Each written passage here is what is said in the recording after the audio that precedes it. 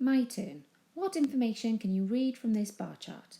The temperature at midday on March the 21st in 5 cities is shown in the bar chart below. So to start off with, I'm just going to go through how you read the different informations, the different temperatures to begin with. So first of all, I'll start off with Paris, and I look at my bar for Paris and can see that it goes up to 10 degrees Celsius. Now you can use your ruler to help you guide you across to the y-axis, which is the temperature, if it helps you. So Paris is 10 degrees Celsius. The next one, we have Swansea, and we can see that goes up to, top of the bar, is this 6 degrees here. Next we have Nice, and we can see the top of this bar is here, which is our 12 degrees. Next is London,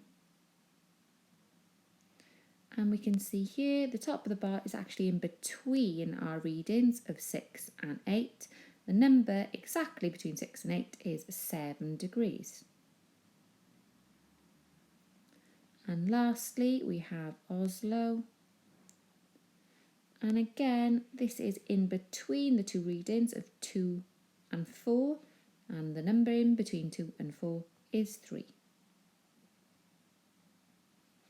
So now we have all this information, we can also identify the coldest place. So if you were to look at this bar chart, the coldest place would be indicated by the shortest bar, and we know that temperature is 3 degrees Celsius in Oslo.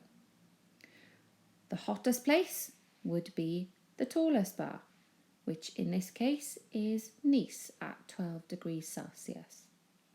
We may also be asked to work out the difference in temperatures between things. So for example, we could be asked what the difference in temperature between Paris and Swansea is.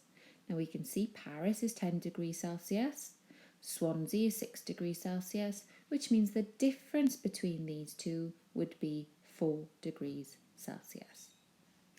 If you press pause and have a go at this question here. Your turn. Kishi asked some people how many times they went shopping in the supermarket, Walmart, this week. She put the data in a table and in a bar chart. Complete the frequency column in the table. So we can see here we have some of the values that are completed and some are not.